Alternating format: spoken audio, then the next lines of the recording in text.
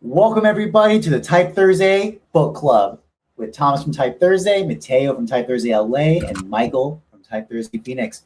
Three professionals in the industry over 15, 20 years are reviewing books, graphic design, typography, and branding. And we give blind reviews of our projects, of the books. We don't know our ratings. We come together, we share them, and we talk about the outcome of the book. So this week we are reading Ellen Lupton's Thinking with Type. As I said, I'm the host. We're the three of us are together. I'm the founder of Type Thursday, Thomas Jockin. I'm here with Matheo from Type Thursday LA. Matheo, how are you doing today? Doing great, guys. Doing well. Excellent. And we have Michael from Type Thursday Phoenix. Michael, you doing well today? I'm doing fantastic. Thank you for so much. I'm so glad to be here talking about type. Awesome. That's what we're here for. Speaking of which, what's Type Thursday? Type Thursday is a meeting place for people who love type. We have physical meetups in Los Angeles and Phoenix right now. And when we're not at physical events, we're at Type Thursday Book Club talking about type and books. So this week we are covering Ellen Lupton's Thinking with Type. And we review these as blind reviews independently. And now we're together talking about our ratings. And our ratings are based on 5 categories: clarity of concepts, visual inspiration, practical application, typographic insight, and overall impact. So we do it on a 5-point scale system, 5 stars to 1 star. And sometimes the most rewarding, fun parts about it is when we disagree with each other. We give our reasonings, and then we have a discussion about it. Obviously, this is a pre-recorded episode, but the chat is live still. And if you read the book or want to give your assessment of the ratings, please give your votes in the chat while we're doing this live or pre-recorded, revealed to you in broadcast. So with that said, Michael, we want to throw us over to Figma, to Fig Jam, and start the episode. And the revealing order will be Michael, myself, and Matheo. All right, so we're going with clarity of concepts. I love this book. I try to read all the typography books that I can, and a lot of them give me visual inspiration. A lot of them are sometimes not super in depth about typography, more about letter forms, and they all cover different topics.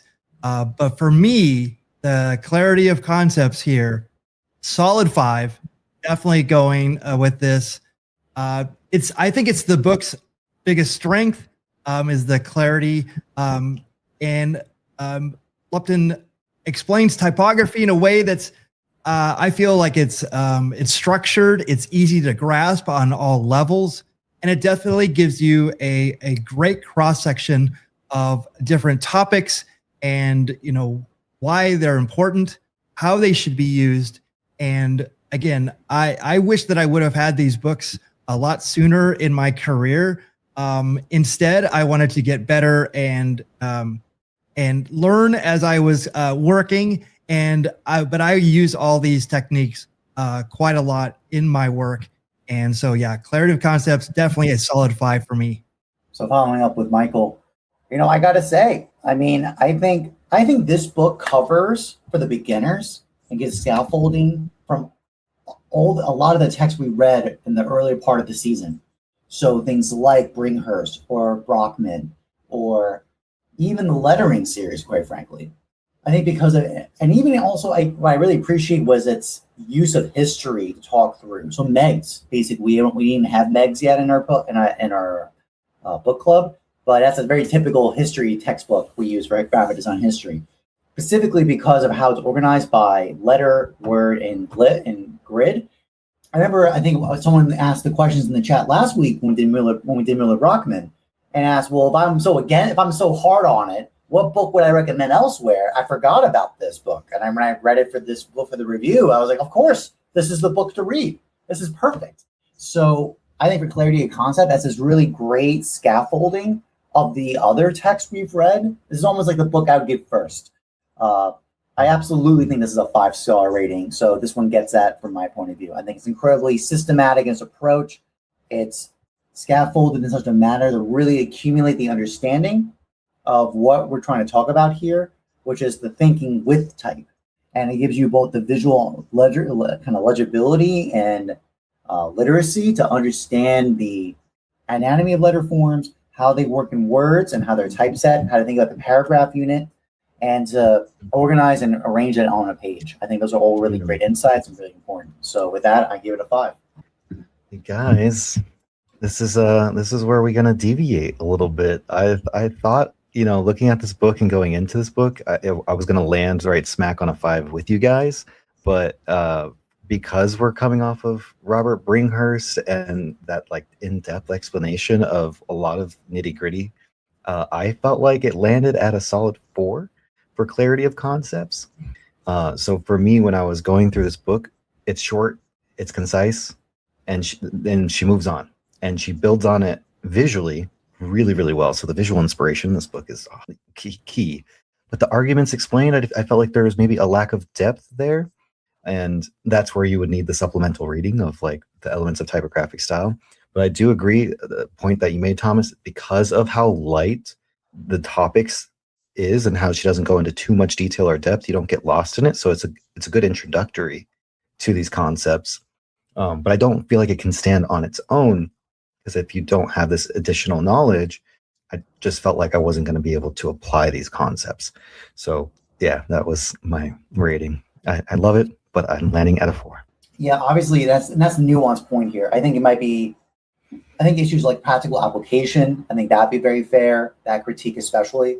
I think especially like for me, the main weighting of why I rated it a 5 was because of its scaffolding context. Had I read this book first without the other texts that are way more in-depth and to the point of like incredibly particular, I might have actually given a 4 for exactly that reason. But I do think the ordering of how we're rating is affecting my judgment, partly on that. I think that is a fair critique. So if I just had this book to read and I read no other book, yeah, I'd probably give it a 4. But if you're in the context of reading other texts to supplement, and Lupton does a great job of mentioning other texts to read. I think she did a very good job of doing that. So she did acknowledge, hey, listen, this is just a survey. If you want this more in depth, go here. If you want this more in depth, go there. So I do think that's partly the counter to that issue. But I think it's a fair point. Yeah, and I think that obviously the name of the book is Thinking with Type. So it's also giving these avenues of, you know, why you would use these practically. And hey, you might not be designing something that requires this much thinking. So again, it's like it's trying to have those clarities when maybe like for instance is looking at it and using the typography correctly. I remember hearing very early in my career, you know, the right font for the right job. So thinking of why you would use these typographic elements in the way either fonts, typefaces, or variances of that, you know, why they're appropriate for the projects that you're working on. Well said, Michael. Yeah. I like that you reiterated the title, because Ellen Lupton, you did a great job as far as like titling, and so many other areas, and getting us to think with type. All right, onward we go. Michael, take the lead. Awesome. So a visual inspiration for me, I'm a very visual designer, and I love enhancing my work with type. And I might sound like a broken record at this point, but I will definitely give this a 5. Like when I pick up books like this, sometimes they don't have a lot of visual inspiration in them, but I really enjoyed, the different eras of type that were in this book and the way that they were used. At the time of at least the book that I have, it was very modern type, even though it was in the early 2000s. But that was a kind of a sweet spot for my career, and I really needed this type of visual inspiration at the time to see the things that the little nuances, or even the things that I needed to refine for my work. So visual inspiration for me in this was definitely a 5. Practical is more to me, but if you're someone that I feel that wants to use a type effectively in their work, their branding work, and really in any other facet of design, I think that this should be the book you turn to. I have a lot of similar points as you, Michael, on that question of visual inspiration.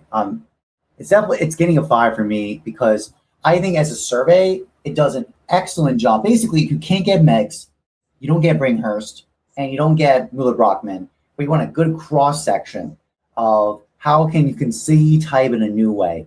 Basically, in an age of marketers and other people who just plop text, I call it the dump and slop method of typography. They just kind of dump it, and there's literally no thought. It's just an algorithmic procedure to get the maximum quantity engineered outcome, right? There's no soul, there's no art, there's no spirit in the making of the working with the type. I find this text will be a great introduction to help you see type in a larger context and a historical context too, by the way. I think in terms of that way, it's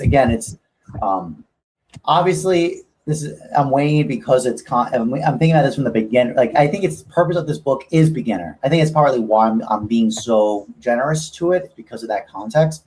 If this was meant to be like the exhaustive expert text that everybody had to refer to, I'd be pushing it down a little bit, because I think, and especially I had the first edition. So yeah, 2004 is the first edition. It's very of that time, like the undertone, the main, and a lot of the kind of at that time contemporary work. I don't know about the third edition or the more recent editions, how they handle it, but it's very 2000s. I kind of like it in terms of its vibe. It's a fun vibe. Let me put it this way. They have the Speak Up blog, which for those who know, that was the one of the OG graphic design internet hangout areas. I remember that color palette, and I remember the typesetting of the whole thing. It was a huge nostalgia hit to see it on the printed page. It was so interesting.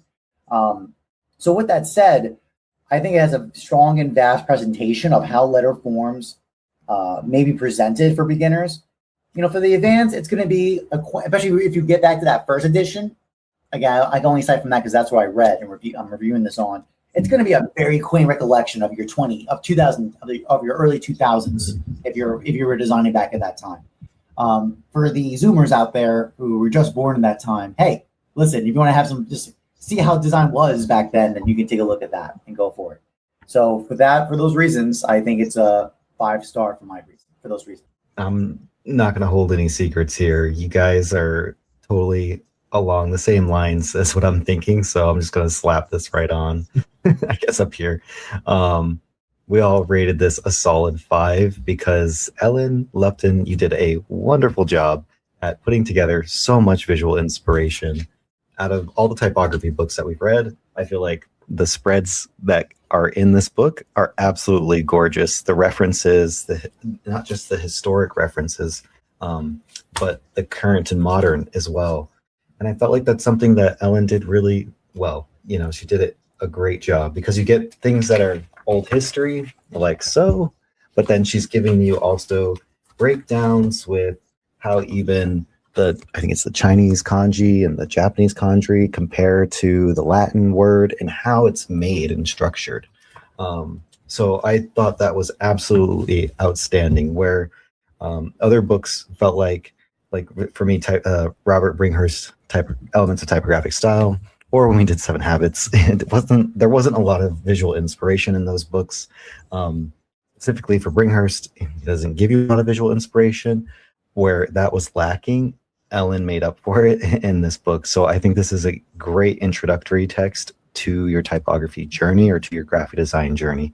If you want to start somewhere, you could absolutely start here and learn a ton and get very visually inspired. Unanimous vote, and that's a good example. I know the first edition did not have non-Latin systems, so that's a good example of it. I do know there isn't the third edition. I didn't know they added a lot of non-Latin systems into it. So that's a good example of what you're seeing right there. Yeah, but I generally don't have any disagreements. I think it's totally true what you're saying, Matheo. Yeah, I was wondering about that myself because I don't remember seeing that in my edition as well. So that's good to know that they've expanded on that. Mm-hmm. Yeah. All right. 3rd edition. Onward. Get your hands on the 3rd edition. Yes. So practical application. So I'm going to put this at a 4. And maybe, from my edition of the book, this actually is a good conversation point that, some of these editions, they expand with, the evolving technologies. and different ways of using these. But I'm going to put this at a 4. All of this is highly usable. You can apply spacing, hierarchies, grid concepts right away. You don't have to have, this book is easily a leader when it comes to that, and you learn it very well, how to use it with typography. But it's slightly less deep and more advanced text, but still very effective. And I am actually very curious now to maybe update my edition, because I'd love to see how they approach some of the things that are more modern. But for me, the practical application, like straight out of the box, and I always have to make this caveat, like because I'm a professional, I'm going to probably use it a lot quicker. I think that maybe for someone that is not or like a student or a beginner, it gives you that foundation, but you have to really put that into practice. But for me, 4 out of 5. Yeah, I think it was exactly what you said, Michael. I was like, I'm thinking about this because I think it was intended usage for students. And remember, I had the first edition, so there's some serious, like, obviously gaps in terms of its technical competence to today. I say this because, again, the Speak Up, I keep thinking of the display of the Speak Up blog website. Like, I think that was a WordPress site, if I remember correctly. Wow. Don't quote me on that. This to give you a context of like what graphic design discourse in the web was back then. But you know what it is for me, like why I have a soft spot for this book, because the pedagogical structure is exactly how I teach my typography classes. So for that reason, I think it does a fantastic job of a sequential, scaffolded, interjected with history, technology, and philosophical inquiry. Like there's a lot of little philosophical tidbits. They're not overemphasized, but they're there a little bit. It's such an excellent on-ramp for compared to the, quite frankly, more dense text that we've read or significantly specialized text. So for, I think specifically the beginner or getting people warmed up, like if Bringhurst is too much for you and Brockman's too much, like you're not ready for that yet, or that's a little too intense, or quite frankly, Meg's, I would give him this book. And for those reasons, I do give it a 5. So I'm being very skewed on that weighing of the effectiveness pedagogical for students. Even with the fact that the edition I read it's obviously not up to date. But I think the ideas are so strong, the pedagogical structure is so substantial. Again, it holds up to even contemporary changes of the web and how and things like how do we consider layout, composition, and emphasis and type pairings, things like that. Even for the post-AI world, I think it's still relevant, man, even now today. Yeah, I think you make a great point, Thomas, about the fact that like if you're going to buy this book, you definitely want to go with the 3rd edition, because in the 3rd edition, Ellen Lupton does an absolutely amazing job of expanding this to even more modern use cases on the web and digital advertising. And one of the spreads that I really liked was, this one here that just looks very beautiful. And prior to this spread, she's talking about the grid, which, we got from Joseph Brockman, but in a very dry way. And I felt like the way that Ellen Lupton approaches using the grid and then giving you visual examples of a grid system just felt more vibrant and colorful, because Brockman's is all black and white, and I think intentionally so because of the approach. But hers is very colorful and playful, and I think her use of explaining these same things that even Bringhurst explains, like the page and the grid system and the golden ratio of sort of designing a spread, and just wonderfully done. But the practical application, when I started in the first section of the book, which is all the first edition, I was thinking here to land at a 3, but as I got further into the book, I quickly boosted my ranking up to landing on a solid 4. Now, I felt like the reason why I didn't land it at a solid 5 is because I was also thinking to myself is like, if I just picked up this book, would I have understood what I, had learned from Robert Bringhurst, the elements of typographic style? No, I felt like there wasn't as many practical applications that I could directly translate into my workflow right away. But there's a lot there to visually get inspired by, and then to go put that into practice. And there's a form that she breaks down really nicely. Like if you're in the UI or UX, like here's how you can use the same typographic system. And I thought that was amazing because not a lot of the writers had broken down a lot of stuff about modern web interfaces, and Ellen Lupton updated her third edition to do that. So excellent book, absolutely well written, and I think the application is there, but as at a certain level. I think it is fair to say it's because I have this critique to other books where it didn't have explicit compared to Lettering Manual from Ken Barber. He had explicit exercises for you to do to learn the ideas. And it's fair, this text does not do that. It gives examples of students doing assignments to talk about the ideas, but it's not like directed towards you as a reader to do the exercise and to give an evaluation of how it should be evaluated or you should be learning from that. So I think that is a fair point, Matheo. Yes, there was a speaker at the last Type Thursday Los Angeles, and his project was like digital anarchy, and it was really it looked very reminiscent of probably late 90s internet, maybe 96 through 99-ish. There was a lot of those inspirations in my edition of this book that could have been used very easily. And, we were talking about like what the internet and what web browsers even look like. So your example, Thomas, of that one web page is very reminiscent of how everything was laid out, and there was no responsive design. There was, not a lot of, the fonts were limited use in a web browser, but still it had a look, and it was definitely very cool. All right, moving on. Typographic insight. Now, you wouldn't be thinking with type. In a book like this, I don't know how it can't have a 5 here. And, for me, solid, well-rounded, covers the essentials clearly. It doesn't go into as deep in the books as you mentioned with Bringhurst or Highsmith. But if you're looking for typographic insight, and I will give you one of the really key things that I saw in this book that I have not seen anywhere else. And it was actually, there's a whole proofreading section.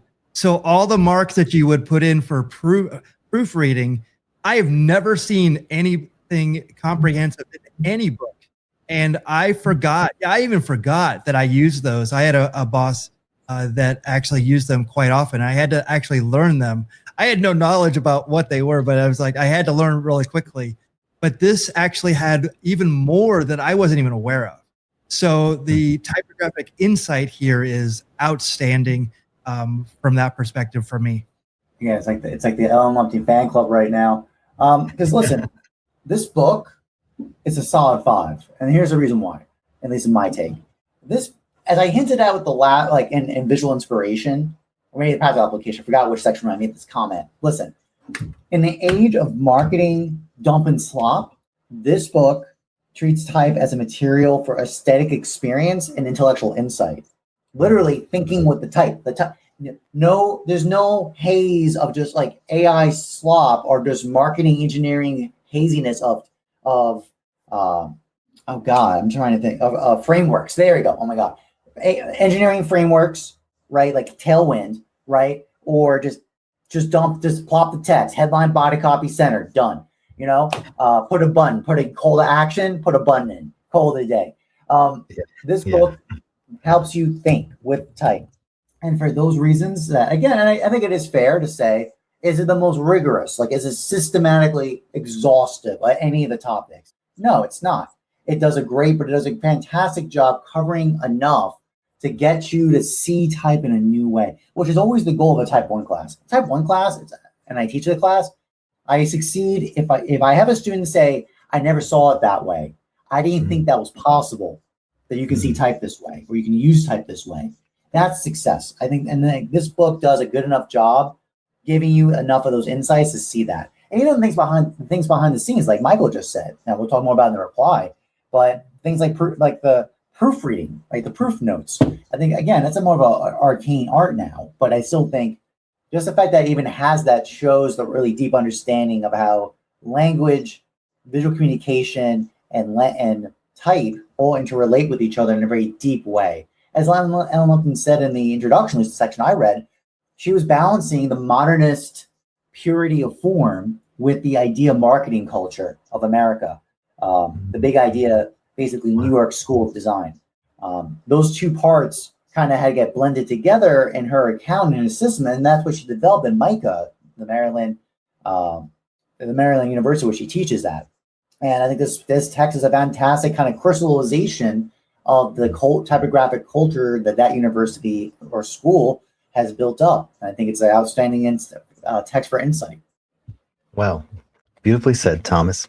The crystallization of typographic insight, which is very revealing of where I also found myself.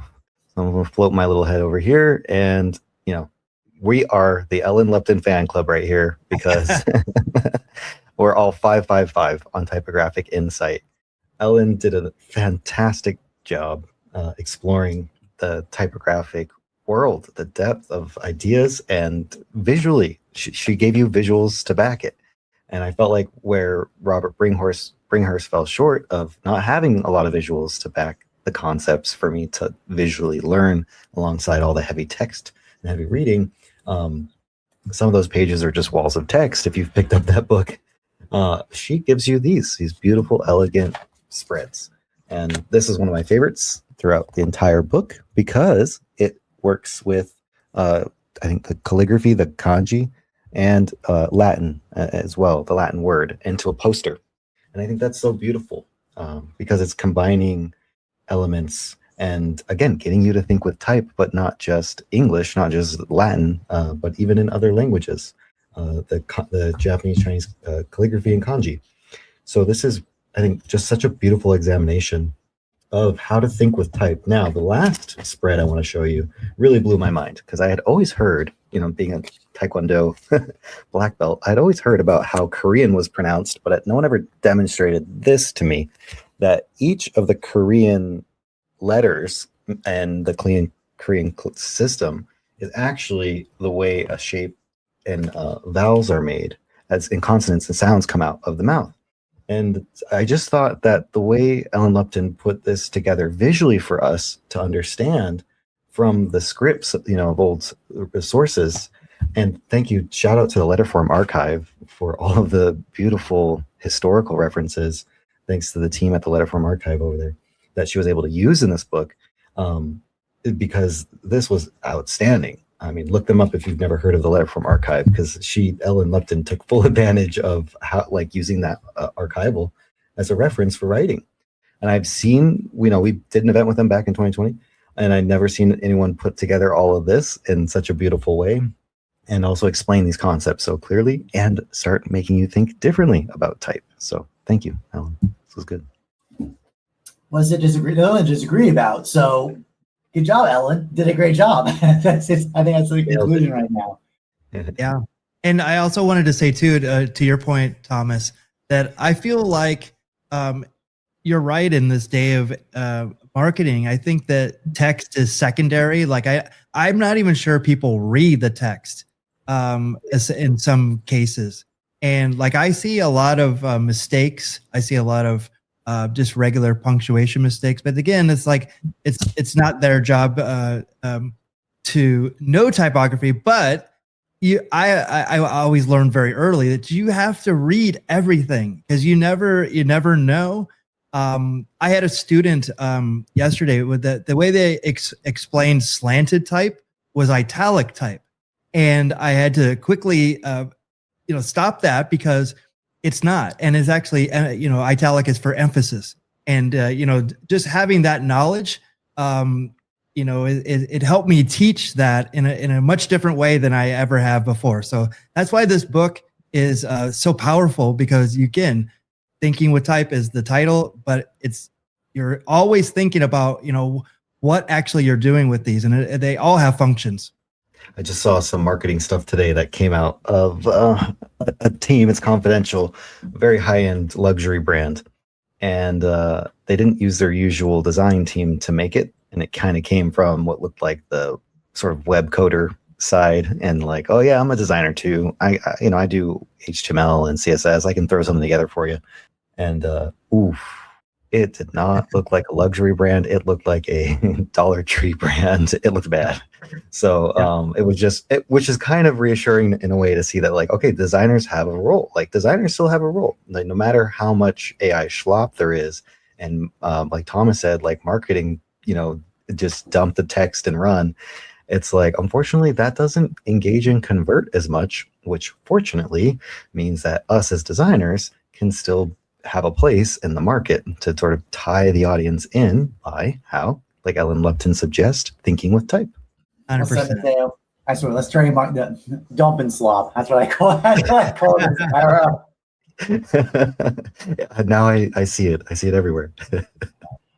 Nice. Michael, let's go. Let's take us home. What's the overall impact? All right. So the overall impact for me, and this is where I really had to my first inclination was to literally do 5s across the board because obviously I'm a typography fan. I'm passionate about it. I'm going to give it a 4. And the reason is because I'm also thinking of it from a professional's perspective, but I'm also thinking about a student or a beginner that I'm trying to communicate to. So I feel like I have to kind of play both sides because I'm trying to encourage people to be really passionate about typography, but it can be overwhelming. And this book can be overwhelming. For me, the overall impact is obviously a 5 because I love it. And every time I flip through it, I see something else that that inspires me to do something more. But it is a go-to resource. I cannot emphasize that enough. For advanced designers like myself, it's a refresher, but I still feel like I never stop learning. But this book is probably the most valuable book that I have. And that's saying something because we've reviewed some really outstanding books. But from a technical standpoint, I love it. But I think it's meeting up with those people who are not as passionate about typography, but still need to use it and use it effectively.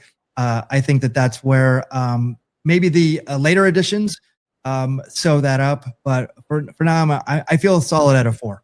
So I think for me, the major point about that overall impact is how is type taught? I would probably say this book probably had one of the most significant impacts in pedagogy and type instruction in America. I think most design programs and typography programs are at least responding to this text in one way or the other. So I am skewing this on that context. So for those reasons, because it's an elegant synthesis of method, process, analysis, and history that beginners will definitely enjoy. And I think while it's even with its moderations, kind of be overwhelming. I wrote Michael a little bit on that. I think it's generally a very good guardrail. Like even if an instructor is going to not do what this text does in its ordering and sequence and whatnot, I do think it at least something you are going to respond to. You will respond to it as an educator in type. If you're serious about it, based on what this book's providing. I think it's schematic, it makes sense. Integration of history, language, meaning, and arrangement is just you have to respond to this text one way or the other. And I think I read the first edition, but I do know what's happening in the third edition. The expansion of the non-Latin tradition into our teaching and pedagogy that's cutting edge. That is the cutting edge aspect of our trade right now, in our field on typography. So for those reasons, within an educational context, I give it a 5 for that reason. Wow, I love that. Thomas, you and I were thinking a lot of the same thoughts, and this book really struck me, and I was, landing at a 4, but as I got through the book again, and I'm on the 3rd edition now, I'm looking and reading from the 3rd edition, and that's what pushed me to landing this book right solid at a 5, because a lot of designers have called out the world of academia, educators and school curriculums for being too European centric and too white heteronormative centric. And something that I love seeing here is that Ellen Lupton, beyond being a female author, she's pointing out and referencing people from all over the world, from the Asian Pacific Islands to even there's like a breakdown of Thailand, and it mentions of all the different languages and dialects in Thailand, and also breaking down Arabic, how the words are composed and thought of in theory and philosophy, and even to the designing kanji glyphs. I thought that was absolutely beautiful because she's giving you a breakdown of how those letters are formulated and explaining and comparing them to the Latin text, which I hadn't seen done, right? Because like for years, the standard has been, well, English is the business language of the world, and there's just so many more languages that are spoken across the world. And in design, there's a lot of books that cover Latin and English-based design. But Ellen Lupton did a wonderful job of sort of exploring and comparing the different, Latin and Korean, for example, here in the structure and the anatomy. It's just so beautifully done, and referencing people like my friend Shesha Garbutt, who's a designer here in LA, and gives you a resource to go read and point to more cool design and other type designers who were I think Latin American as well. And I hadn't seen that. Like, again, a lot of throughout school, it's like the type designers we were seeing were just like very European and very the same. And this just gave us such a, in the third edition, expanding it to all of these different languages and cultures and styles of writing, and thinking with type beyond just English and European traditional styles. I think Ellen Lupton really blew me away, and will have a lasting impact on the industry, because not many authors had done the same thing and like deep dive this and done this comparison and explanation at large. So thank you, Ellen. What can I say? Again, generally unanimous voting. I mean, the main notes is Michael gave us some doc points for professional practice aspects of it. But besides that, I'm generally agree with everybody, what everybody said. Yeah. And I also feel like if I had the current edition, like I feel like I didn't read the same book Matteo did. Like, honestly, like it was, there's a lot in there that I think that would have given me, even more to think about. But I also did enjoy one thing that it was at the end. It was like, it's called free advice. I don't know if is that in your edition, Matteo? Yeah, I believe so. It is still there. Yeah. So, I mean, like just even the first one is think more, design less. It's something that I wouldn't have thought about as a younger designer, but I teach now. And I say that, I say design is the last thing I do. And it's only probably 10%, at the very end, it all designs itself, essentially. So that's something I probably would have understood. But this book is, this book teaches you how to start thinking like a typographer. And I think that that's one of its biggest strengths. And again, we're Type Thursday. We're all about this. This is something that we're passionate about. Well said, Michael. With that said, shall we transition to the wild card round? Yes, and if you've been watching along, please drop in the comments and in the chat what you rated this book. If you've read this book, what were your ratings on each of these categories? We'd love to hear. Pop off in the chat. All right, here we go.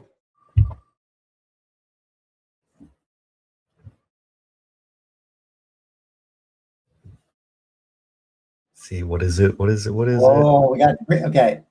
Oh, 3-panel comic. Nice. Oh, perfect. The first panel show. Ooh, you mean someone else go. I'm still thinking. I feel like the 3 panels would be like, a Latin typography in the first panel, but she's expanding our thinking to like Arabic, script, and then like Chinese, Japanese calligraphy, kanji. So it's like the 3 panels of typography of thinking, expanding your mind to think with type beyond just Latin in the English form. Okay, unfortunately, I've seen Ellen's marketing for the 3rd edition. So I'm just immediately thinking of her with, she did a lot of baked cookies, like baked goods. So I would do one with like, the first panel would be like the letter being made out of a cookie, as a cookie. And then it's made to, like, then that's the letter. then it made into a word and then into a grid. And then you can do different script systems, right? So it starts with just Latin and then builds out into the Hangul or Arabic, etc. And then how they arrange onto the cookie tray. If you want to put it that way. I'm thinking something like that. Cookie tray. Yeah, I think that Korean one picture that you showed earlier, Matteo, was like, there's got to be something around that, like a bigger picture of a person, and it keeps on going into the throat where the letters live, and they come out, and literally it's like, that's how I don't have that in my book, and I really want to get that edition because I want to see what that's all about. I mean, that's fascinating to me that it's based on that. So the visual part of that is really intriguing to me. Yeah, and would make for an excellent poster. Make for a great graphic design. Yeah. Well, good times. And by the way, like Matteo said, actually, besides your ratings, please leave your answer to that prompt in the wildcard section in the chat as well. Oh yeah. This was comic book. What would you do? Yes. So with that said, this is season 1 of the Type Thursday Book Club. We just completed Ellen Lupton's Thinking with Type. Next week is How to Be a Graphic Designer Without Losing Your Soul. I remember this when I was an undergrad. This book came out. So man, I am actually looking forward to rereading it again after all these years. We're going to be following that up with Ruined by Design by Mike Montero. And then the following week is Type Thursday in person. So no book club will be in person. So the next 2 weeks we'll be here for How to Be a Graphic Designer Without Losing Your Soul and Ruined by Design. Grab a copy of the book and you can join along with us for the book club. Speaking of which, don't forget to like and subscribe. If you like and subscribe, you'll know when the book clubs come out and you get updates from Type Thursday. Be sure to follow us on YouTube. Love having you join us so far. So obviously, if you're watching so far, you're a fan of this topic, you like the ideas, obviously, I recommend you subscribing, be part of the crew, people who love Type Thursday and love type. And I know we got events coming up in Los Angeles and Phoenix, so Matteo and Michael, what's going on in your chapters? I'll go first. Alrighty, fam. So last month we had an amazing event. So many good people came out. And in May, we have another event. The last Thursday of the month, we're going to be hosting Type Thursday at a new location.